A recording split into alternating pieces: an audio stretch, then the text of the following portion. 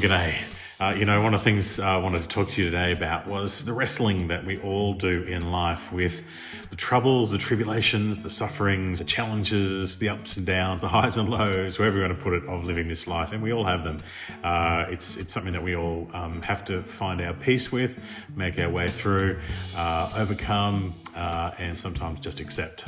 And how we go about it can determine so much about our life, our well-being. And it's been prompted particularly by a very difficult conversation I had recently with someone who basically spent quite a long time explaining to me how they felt very victimized by God and by life, and that they must have done something wrong to have, received all this hardship. And when I, asked her about the hardships and the challenges, to be honest, they were things that most humans will go through in some form. Now, particularly her context, they were very real for her, and I certainly didn't diminish what it meant for her, but it did leave me feeling a little bit like someone who'd got to a ripe old age and yet still hadn't understood something very important about life. And that's why I wanted to talk with you about this. And the idea that we're somehow victimized by God and that we've been targeted is just to misunderstand both God and why we're here, as well as the way the world works and life works. And so I want to come at it from this angle.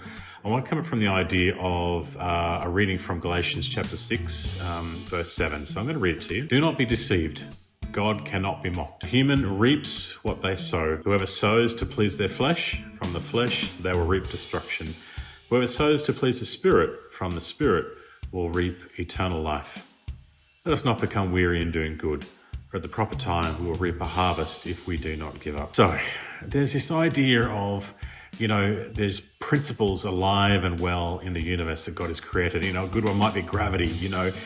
We don't wake up in the morning guessing whether gravity's at work. We wake up in the morning knowing that when we stand up, we're going to be able to stand up and not float away. So gravity is this law of the universe. And one of the other laws of the universe is that we reap what we sow. And this underpins largely what we believe about our gospel. The idea is that Jesus' death on the cross meant that Jesus reaped what we sowed. And so that's why we have forgiveness, and that's why we have friendship with God and eternal life. But that doesn't mean that we don't reap what we sow in other parts of our lives. And quite often, the troubles that befall us, if we're really honest and we do enough of that self-reflective looking in the mirror, we'll see that we were part to cause of some of the calamities that befall us. Every time I complain about my stomach, when I look in the mirror, I realize that I'm the one who put the food in my mouth. Now, I know that's an oversimplification, and not everything can be justified that way. There are things that happen to us that are outside of our control, and, we might have even been born with them.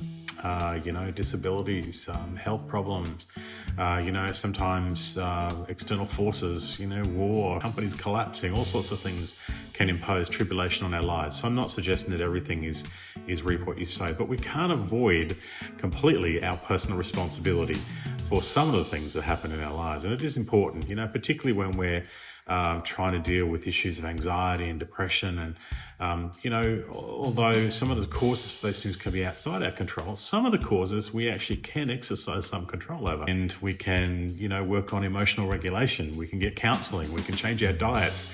We can exercise. We can do lots of things to help us regulate some of these things that befall us. So coming back to the idea of what we sow in the flesh, we reap in the flesh, and what we sow in the Spirit, we reap in the Spirit. This is a really powerful truth of following God. We're invited through a relationship with Jesus Christ to be filled with God's Spirit. And God's Spirit invites us, draws us, leads us, and encourages us to be molded and shaped by His love, by His joy, by His forgiveness, by His compassion and kindness. And the scriptures are there, particularly the scriptures we find in Jesus' teachings are there to help us really understand how God designed us and what our purposes in life are. And when we align ourselves this way, we start to reap in the Spirit what we're sowing in the Spirit, because that's the work that God's already done in us. So in some ways, it's about learning to trust God and to trust in the way He's established life and the